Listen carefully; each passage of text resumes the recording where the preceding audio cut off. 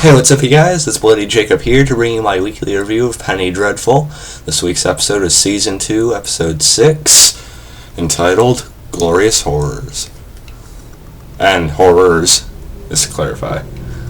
But, so another week, another episode of Penny Dreadful, and I do want to give you guys a little bit of a heads up that next week's review will still come up, but we are supposed to be out of this apartment by the 15th.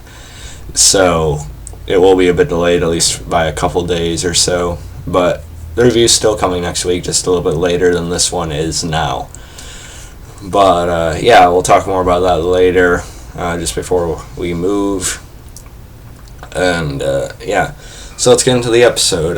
Not quite the most eventful episode of the season, I'd say, but still, once again, Penny Dreadful, even when it's not like the biggest episode of the series, it still delivers in its quality and just its pure consistency week to week, as I've always praised it for.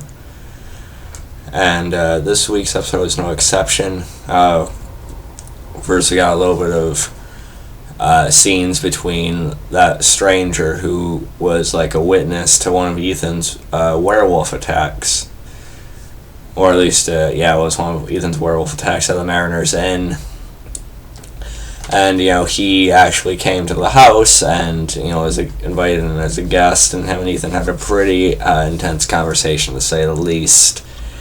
And with that came, they obviously know each other. It's obviously not his father, but it's a man with obviously some kind of connection to him. And it's not a pleasant one, to say the least, again, as I said literally a few seconds ago. And so I thought that was pretty interesting. I'm looking forward to hearing more about that as the series goes on. Or the season goes on, anyway. And Dorian Gray stopped by to deliver an invitation to his ball that you'll be hosting, where he was planning on showing off Angelique, but we'll get to that in a few moments. And I thought, I don't want Dorian Gray anywhere near Vanessa again. I just really don't like Dorian's character very much. I find him to be one of the very few dull things about the show. But so that conversation was a little bit awkward. So there's that. Also, Sir Malcolm is told of his former wife's death by Vanessa, and he doesn't seem to be affected by it. Which is, of course, because of the hold that Evelyn now has over him, even more so now. He's all chipper, he's more cheerful than usual, which, it's definitely not him, it's not how he would handle this. You could argue that, he's in, like, a stage of grief where he's not really acknowledging it, but no, it's not even like that, it's just complete, oh yeah, okay, that's very saddening, and that's pretty much all he would say about it. And he shaves his beard. Sir Malcolm shaves his beard. Humanity is officially lost. But so we see Timothy Dalton, Sir Malcolm, without his beard for the first time in the series, really. So it's a little bit odd. But I'm sure once he gets out of Evelyn's grasp, eventually he'll regrow that glorious beard that almost rivals Rick Grimes. Almost. And that was interesting, and they're all the characters are pretty much invited to the ball. We see that Victor and Lila, I almost said Lila, I have Dexter on the mind, but we see Victor and Lily actually have a deepening connection after they slept together in last week's episode, of course. And yet I don't want to like this pairing, but yet I kind of do, just because I know Victor is a very lonely character as well, so it's good to see him find someone he feels this way for, but at the same time, she was intended for the creature, as dark of a creation as she had been given. So, once the creature finds out about their connection that they have, I'm sure he won't be very happy. But something else bizarre happens at the ball, which again we'll get to in a few minutes. And Vanessa actually invites Ethan to go with her as her escort, which I thought was sweet and of course fitting with their growing relationship. But Ethan has something else he needs to deal with, so he actually rejects it, which I was kind of a little irritated for, but what's going to happen eventually between them. They're just delaying it for a bigger stage, I believe. for Ethan and Vanessa to finally get together. And I hope when they do get together, it's like the series thing. I really hope so. But Ethan takes I can't pronounce his name right. Sembene. I don't know. You know who I mean? The black guy with the marks on his cheek. Ethan takes him as he's a pretty trustworthy character, especially compared to quite a few others on the show, even though we don't know very much about him. And I know a lot of fans have been asking to see like a backstory on him, and I think we'll see that at some point. I'm pretty sure he's going to make it out of this season. So I won't be surprised if we get like an episode that's sort of more focused on him in season 3 or something like that, or at least something down the road. We'll see something about his background, I do believe. But, he's taken in. Ethan tells him to sit a certain distance away in that room where they kept that vampire in season 1. He has Sembene not lock him up, but like chain him up. And he basically transforms into a werewolf in front of him. And we don't see Sembene's initial reaction, except obviously shock. He jumps up to defend himself, but the chains may hold the werewolf just far enough away, unless he's able to break him. But, break them, I should say.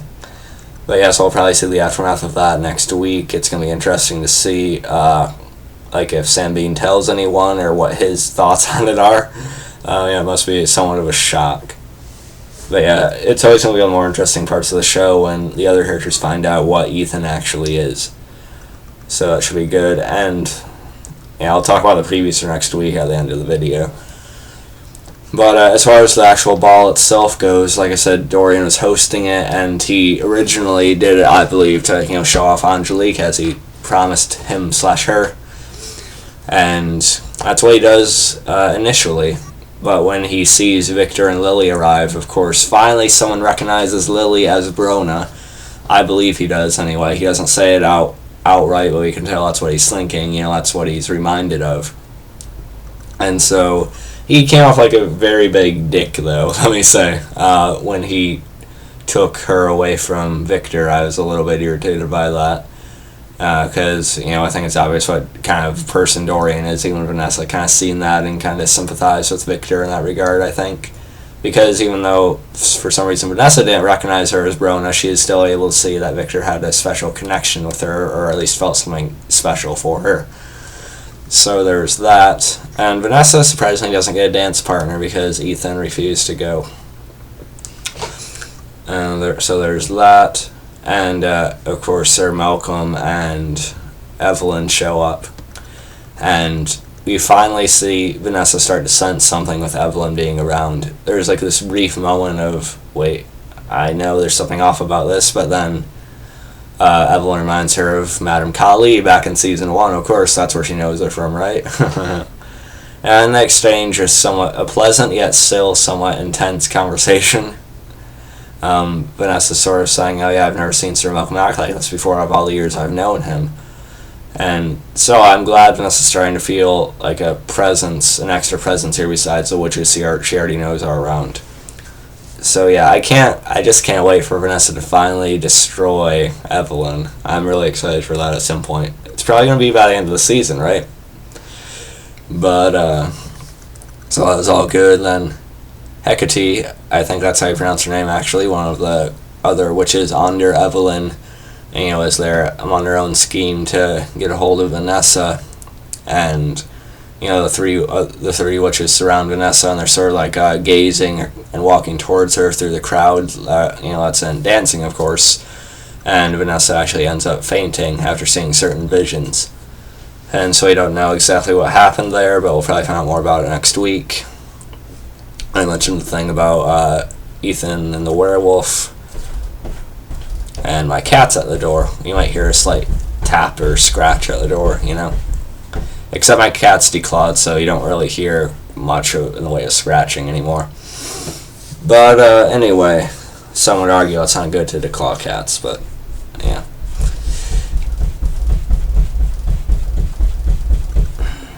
But yeah, we'll end this review pretty quickly here. Not much more to say about this episode. It was a good one, although not very eventful. It was still a quality episode as the show usually brings forward. And the preview for next week's episode looks phenomenal, I have to say. It might turn out to be one of the best episodes of the season, judging by the preview, as Ethan and Vanessa supposedly go off together, because of their own reasons that they might find more about as they travel together. But yeah, that's my review for this week's episode. Again, not very eventful, but a still quality one, I should say. And yeah, I'll catch you guys next time, most likely for my Game of Thrones review, which I'll be watching most likely tomorrow or Tuesday. Maybe tonight if it goes on demand in time. But yeah. So that'll most likely be my next video, and I'll catch you guys next time. And peace.